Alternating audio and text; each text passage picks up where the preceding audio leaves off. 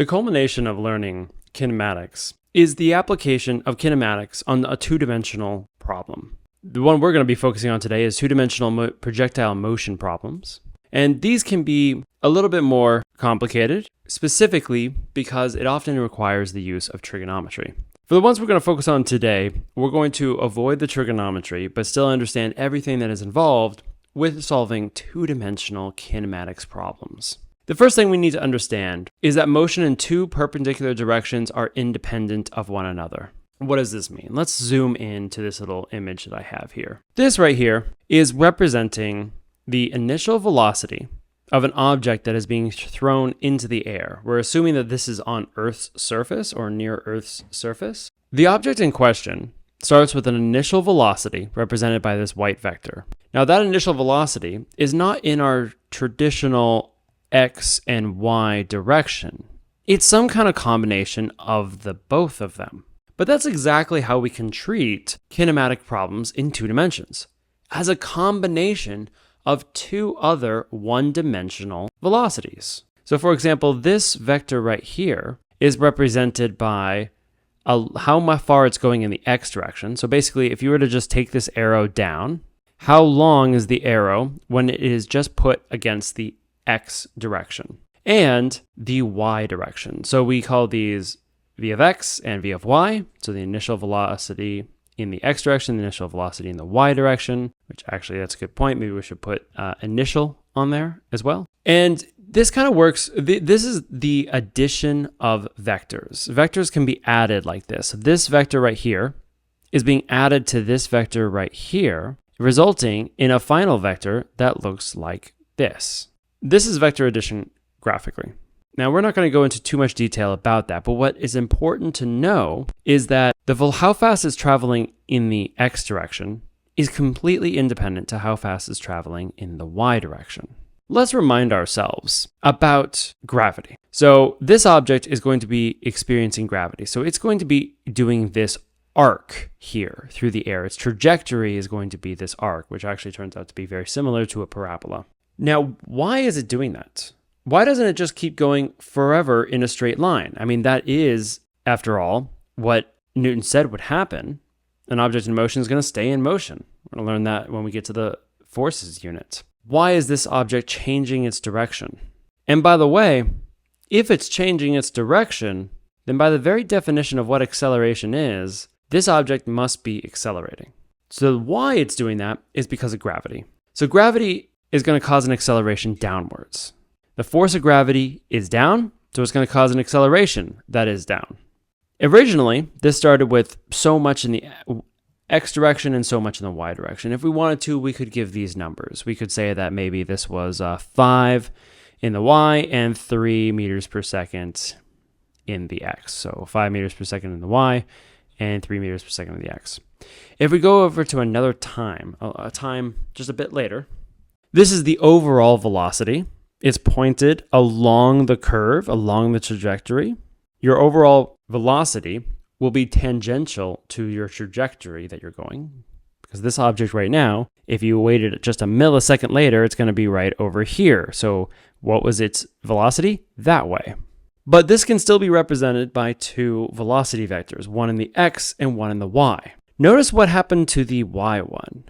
It is visibly shorter than when it started. It started at a much steeper angle, so the Y was much greater. And by the way, this can connect to your math classes with the idea of slope. Rise over run gives you the slope. So the slope is much greater here and much more diminished over here, and it's primarily because of the Y direction. Notice the length of the X direction, the X vector. It is the same. In fact, when I made this, I just copied and pasted the arrow from before over here.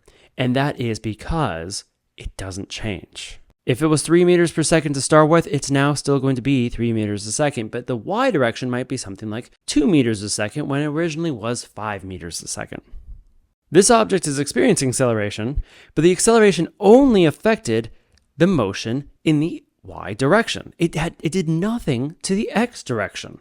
Acceleration in the Y direction does not affect the X direction. The same thing would be said for the acceleration in the X direction, does not affect the Y direction. And that's because the force is only along the y direction. If there was a force along the x direction, then this velocity vector in the x direction would be changing sizes. It'd be giving a larger magnitude, a smaller magnitude, flipping directions, all sorts. But this object is not experiencing any acceleration in the x direction because there is no force acting in the x direction. Now, those of you who are very wise might realize that this isn't what would actually happen 100%, because we have something called air, and therefore we have air resistance. Air resistance would cause a little bit of a drag force that would cause an acceleration, a deceleration in this case, in the x direction, and would slow it down. But we are ignoring air resistance for this and many other physics problems. Eventually, it gets to a point where right now, this object at the top of its trajectory is only going to the right. It has no velocity in the up and down or the y direction. So its a velocity in the y direction at this point is 0. That's an important thing to know when solving these kind of problems, is you can use the fact that its velocity would be 0 at this point to help solve problems. And eventually, now it's going to be negative. So this object now has an overall velocity vector that's pointing down and to the right. So it goes right and down is the combination of the two x and y velocity vectors. And this y velocity vector is increasing. It's getting larger and larger until it starts with about the same that it had in the beginning.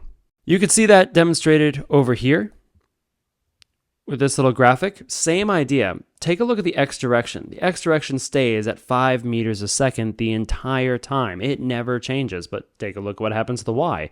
It starts really fast in the y direction, then gets slower and slower and slower and slower until eventually there's no velocity in the y direction, and then goes negative, negative, negative, even more, and then much, much more negative. This is what causes projectile motion. What if we only do this? What if we shoot this object not at an angle, but horizontally? So if we shoot this object horizontally, what's going to happen is it's going to follow this path right here.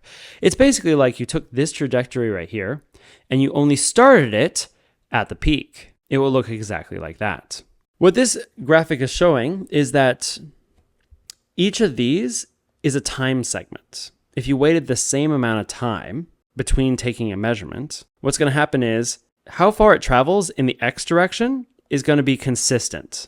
The same amount travels every second or so. But the amount it travels in the y direction is going to increase. It's going to get larger and larger. And the reason for that is because it's getting faster and faster in the y direction. So how do we go about solving a problem that involves projectile motion or any two-dimensional kinematics problems? Well, we're going to use the fact that we have this equation. X is equal to x initial plus velocity in the x direction initial times time plus 1/2 the acceleration in the x direction times squared. This is the equation that we have, that we've studied already, for the position of an object undergoing acceleration at a later point in time. All we're going to do is just make another version of this that uses the y information, because there is no difference between the x and the y, ultimately. Just think of it like this. What if you just took this whole problem and rotated it?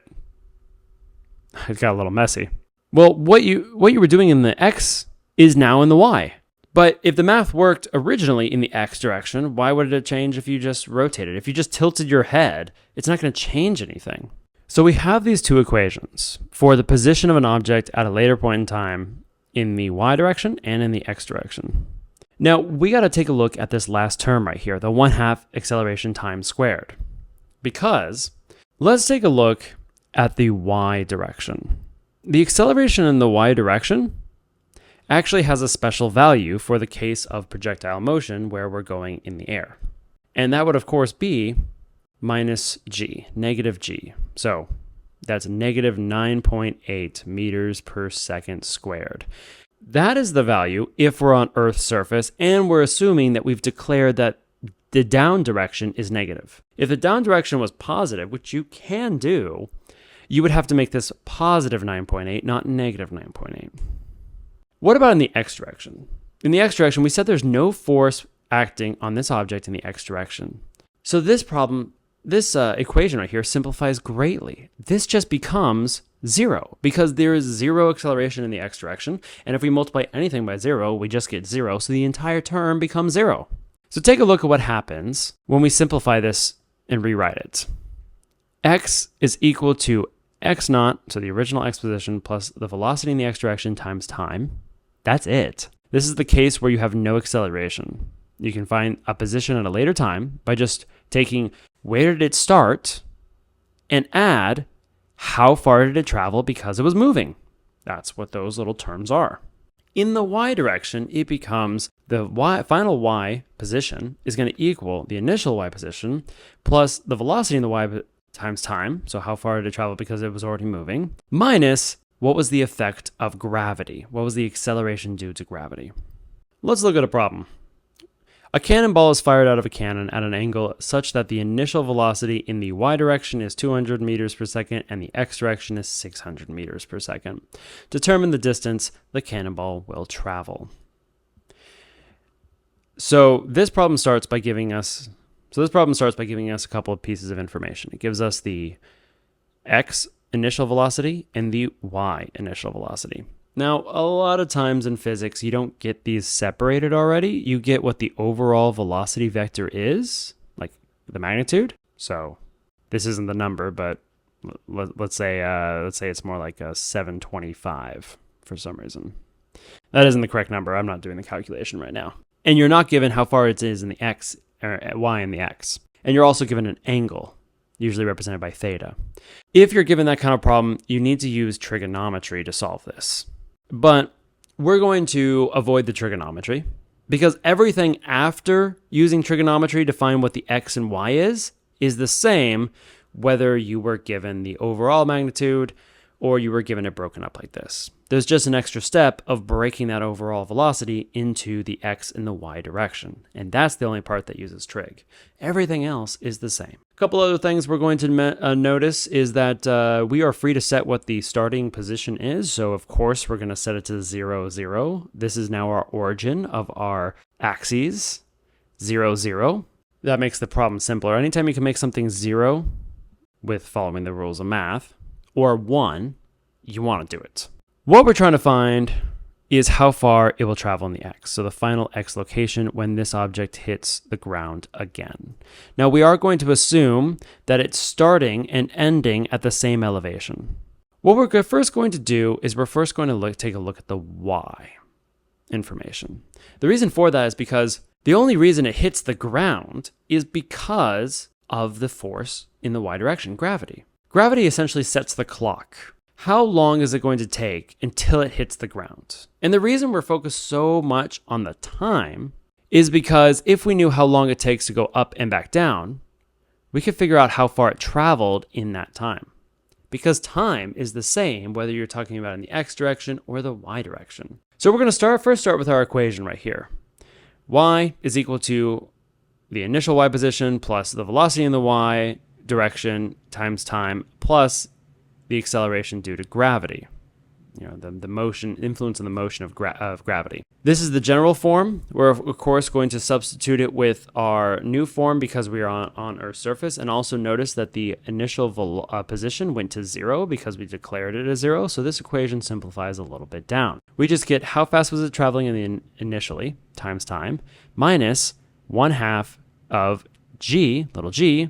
Now I put an absolute value just to remind you that we already put the negative over here. So this will in total make it negative 9.8, of course, times 1/2. But don't double apply the negative, or don't forget to apply the negative. We only need one negative applied.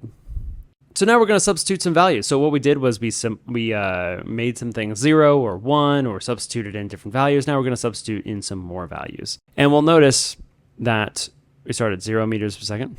This isn't the best way to go about it. I would recommend first solving the equation for the variable we're looking for and then plugging in the numbers, but I'm going to show you with plugging in the numbers right now. A good question is, what variable are we solving for? Because this equation does not have anything about its final x position, but that's ultimately what we want. Luckily for us, the time can be used to find out how far it traveled. So what we can do is use this equation to find time. So that's what the variable we're looking for is time. Now time appears in two different locations. It appears here and it appears over here, with this one being just to the first power and this one being to the second power. This should start looking a lot like the quadratic equations that you've practiced so hard in advanced algebra or algebra 2. Just make x or t x and it looks just like a quadratic formula. Now, if you pay attention to your math class, you might remember that when you have a quadratic equation, you can have more than one solution. This problem does have two solutions.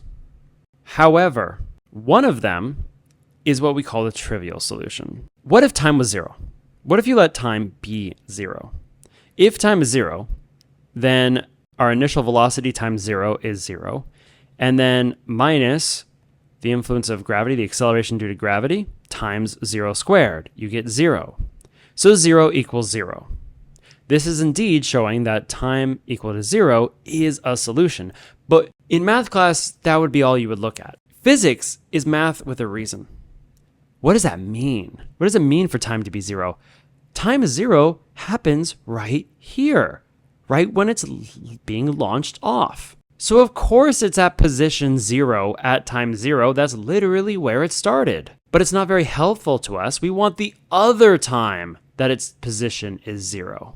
So one of the solutions was actually just where it started. So we can ignore that solution. We can ignore the fact that this is one of the viable solutions, which means we are now free to divide the entire equation by time. We couldn't divide by time if it was 0, because then we potentially could be dividing by 0, and that's a problem. But now we can, because we're saying let's ignore the 0 solution. So what we get is just 200 meters per second minus, and we got all of this right here, which we'll simplify down, times time. Solving for time, what we're going to do is move this to the other side because it's negative. When you move it to the other side, it's going to become positive. And then we're going to divide both sides by what was in front of the time.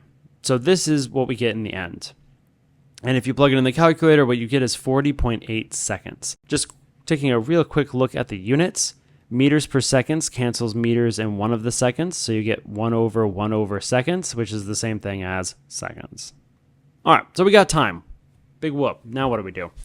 So what we do is we take that time and we plug it into the x position equation. So in the x position equation, we have the generic form right here, but then we remember that there's no force in the x direction, so there's no acceleration in the x direction, so that whole term goes to 0. So we can just get rid of it, and then we're left, and we can also get rid of the initial position of x because we're starting at 0. So what do we get left with? A real simple equation. Just the final position of the x is just the velocity times time. You might have heard of the expression or the saying that distance equals rate times time. That is essentially what's going on here. Rate is the velocity and time is time. So what we do is we just plug in 40.8 seconds. Now, you might have noticed that I've been using function notation right here. So this is x as a function of time. So time is our variable we put in.